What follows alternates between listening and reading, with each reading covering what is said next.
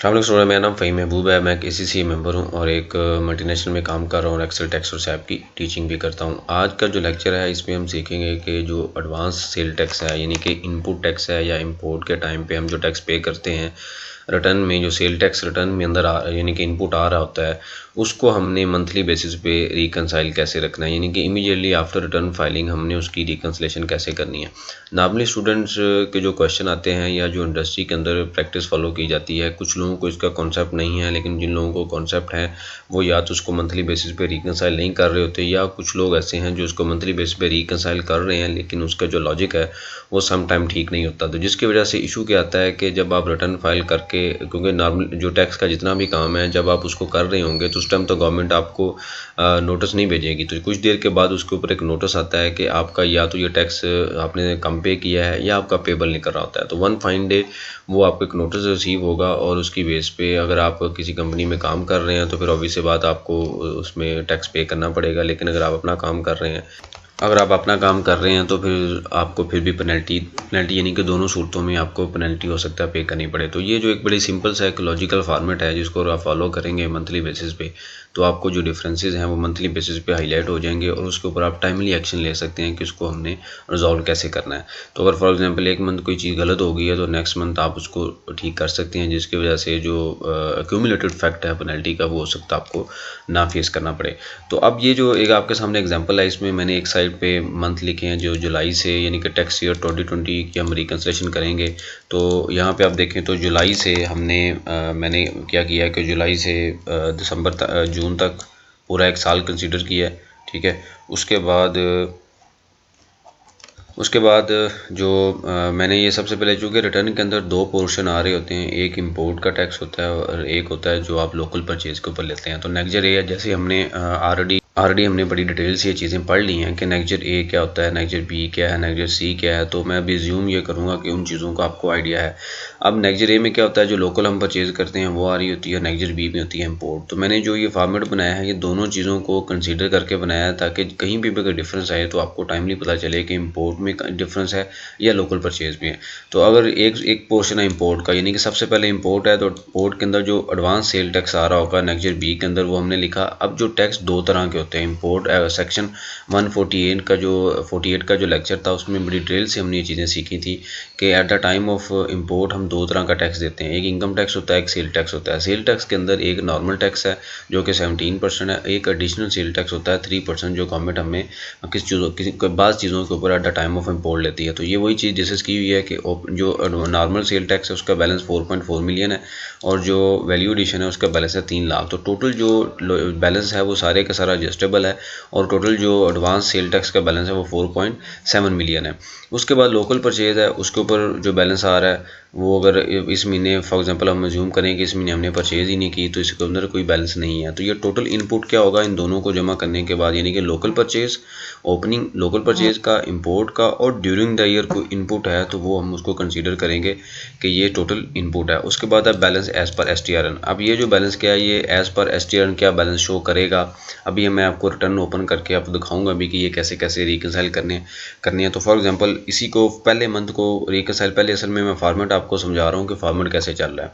उसके बाद है एडजस्टमेंट। ये तो था यहाँ तक जो पोर्शन था 24 नंबर रो तक, ये सारे का सारा इनपुट से रिलेटेड था। अब आता है कि जी इसकी एडजस्टमेंट कैसे करनी है, यानी कि जब आउटपुट टैक्स हमने सेल करनी है तो उसके ऊपर ऑब्वियसली बात हमने आउटपुट टैक्स चार्ज भी करना है, तो उसकी एडजस्टमेंट क्या है। तो ये सेल टैक्स है। अब इसमें हम जूम ये करते हैं कि इसमें सिर्फ और सिर्फ हमने इंपोर्ट सेल की है, क्योंकि हमारे पास हमने यहाँ पे देखे तो ना तो ओपनिंग लोकल परचेज का कोई इनपुट था और ना ड्यूरिंग द ईयर कोई इनपुट हमने चीज़ें परचेज की हैं। तो इसका मतलब जूम ये करते हैं कि सिर्फ और सिर्फ हमारे पास कौन सा टैक्स अवेलेबल था, इंपोर्ट का। तो सेल टैक्स इंपोर्ट के ऊपर जो नॉर्मल सेल टैक्स बनता है वो 39,000 है और वैल्यू एडिशन है वो 2630 है। ये बेसिकली हमने रिटर्न के अंदर जस्ट ऑलरेडी कर चुके हैं, यानी कि रिटर्न फाइल करने के बाद उसकी रिकन्सलेशन हो रही है। तो ये जो कैसे दो चीज़ें यही थी, ये हमने जब नेक्स्ट ईयर F पढ़ा था, आपको मैंने बड़ी डिटेल से एक पूरा लेक्चर था उसके ऊपर, तो वहाँ पे हमने चीज़ें सीखी थी ये चीज़ें कैसे कैलकुलेट करनी है। क्योंकि अब इतनी डिटेल में उन चीज़ों पे नहीं जाऊँगा, बेसिकली इसका इस लेक्चर का कॉन्सेप्ट सिर्फ और सिर्फ ये है कि हमने रिटर्न के साथ रिकन्सिलेशन कैसे रखनी है, जिसका मतलब ये होगा कि जो कैरी फॉरवर्ड टैक्स होगा, यानी कि यहाँ तक जो था इनपुट टैक्स, उसमें से ये एडजस्ट हो गया, तो बाकी जो कैरी फॉरवर्ड होगा तो यहाँ पे कितना बैलेंस आएगा, इसमें से यानी कि ओपनिंग इनपुट में से जो कंज्यूम हो गया वो माइनस करेंगे, तो बाकी आपके पास बैलेंस कौन सा आ जाएगा, कैरी फॉरवर्ड। अब ये क्या बैलेंस एज पर एसटीएन, यानी कि ये जो बैलेंस है ये भी हम देखेंगे कहाँ से बैलेंस उठाया, तो यहाँ पे balance as per sale tax return हम यहाँ पे लिखेंगे और ये क्यूमुलेटिव डिफरेंस यहाँ पे कैरी होता जाएगा। अभी मैं रिटर्न का पेज ओपन करता हूँ और आपको 1 बाय 1 यहाँ पे हम बताते हैं कि ये बैलेंस जो फिगरें मैंने उठाई हैं ये कहाँ से उठाई हैं। तो आइए हम देखते हैं कि रिटर्न के ऊपर ये फिगरें कहाँ पे आ रही होती हैं। तो फॉर एग्जांपल ये मेरे पास एक सेल टैक्स रिटर्न एक कंपनी की ओपन है, उसमें अभी आप ये ज्यूम करें कि ये जो बैलेंस आ रहा था और यानी कि टोटल बैलेंस, ये बेसिकली अभी कोई इसकी डिस्क्रिपेंसी जा रही थी, इसको आप अभी ज्यूम ना करें, ये हर कंपनी के लिए अवेलेबल नहीं होता, लेकिन इसके चूँकि इशू चल रहा है कंपनी का तो इस वजह से उसने बैलेंस दिया। तो आप ये कंसीडर करें क्योंकि यहाँ तक जो इस लाइन का 8 नंबर से ऊपर जो डिटेल है वो सारी की सारी किससे रिलेटेड है, वो सारी रिलेटेड है परचेज से रिलेटेड। तो अक्यूमुलेटेड क्रेडिट से मुराद ये है कि ये जो बैलेंस है ये अवेलेबल है for adjustment against output tax. ठीक है, अब ये जो बैलेंस आ रहा है 4724,276 ये किसका बैलेंस है, ये इंपोर्ट का। हम ये यहाँ पे ये कंसीडर करेंगे ये सारे का सारा बैलेंस है इंपोर्ट का।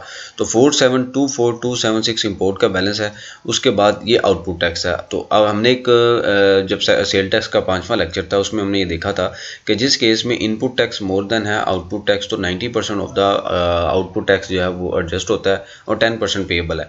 तो 46275 का अगर आप 90% लें तो अमाउंट बनती है 41648। तो ये इसका मतलब सिस्टम ने ऑटो उसको कैलकुलेट किया। अब 41648 का जो नेक्जर में के लेक्चर में हमने जो पढ़ा था उसका जो ब्रेकअप अगर हम यहाँ शो करूँ तो वो ये ब्रेकअप है, यानी कि 39,000 इसमें नॉर्मल सेल टैक्स है और 2630 वैल्यू एडिशन, टोटल अमाउंट है 41648। इसका मतलब ये हुआ कि मेरे पास ये ओपनिंग बैलेंस था 472476, वो मैंने यहाँ पे लिख लिया। उसके बाद ये मेरा बैलेंस था जो मैंने रिटर्न के अगेंस्ट एडजस्ट किया और मेरा कैरी फॉरवर्ड बैलेंस होना चाहिए 4682। तो यहाँ पे मैं अगर आके देखूँ तो मेरा बैलेंस कैरी फॉरवर्ड कितना है 4682।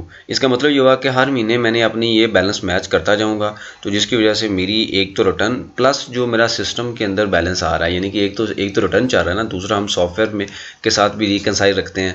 तो आप मंथली बेसिस पे सॉफ्टवेयर और रिटर्न को इस फॉर्मेट सिंपल से एक फॉर्मेट के यानी कि जो इन्फॉर्मेशन इस रिटर्न के ऊपर थी उसी को मैंने ड्रा किया और आपके सामने प्रेजेंट कर दिया। तो हम बड़ी सिंपल तरीके से, क्योंकि सम टाइम रिटर्न के अंदर जो चीज़ें आ रही होती हैं आपको एक एक रिटर्न देखनी पड़ेगी, तो इस समरी से आप पूरे साल की समरी देख सकते हैं कि हमारे पास जो इनपुट टैक्स पड़ा हुआ है वो कितना है। तो हर महीने जब आप इसको बनाएंगे मैनुअल करेंगे तो आपको जो गलती होगी वो भी नज़र आ जाएगी और उसको आप टाइमली हाईलाइट कर सकते हैं। अब इसको बेस बना के हम चलते हैं अगले महीने में।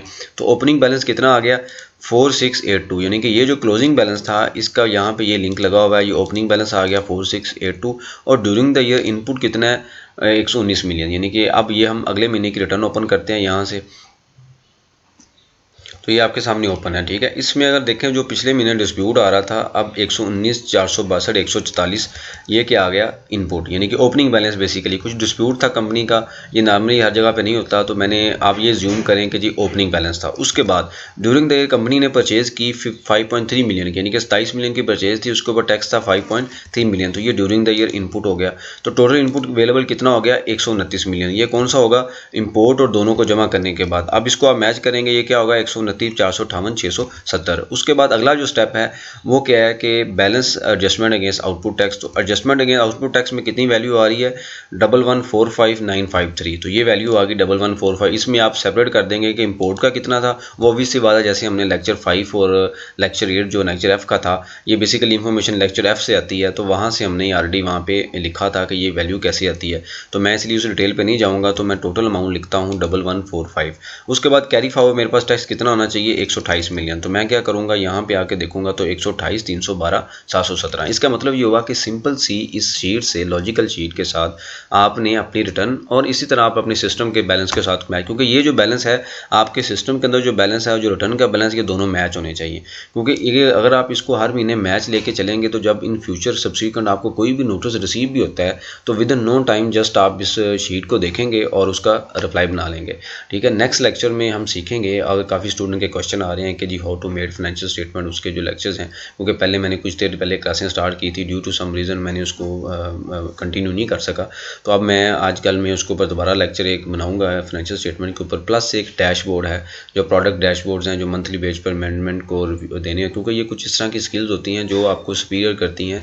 जो जब आप इंटरव्यू के लिए जाते हैं तो कुछ इस तरह की जो स्किल्स हैं वो आपको लॉजिकली दूसरे जो लोग हैं उनसे सुपीरियर करती हैं, यानी कि जब जितनी ज़्यादा स्किल्स आप में होंगी उतना आप मोर कम्पीट कर सकते हैं। Thank you very much.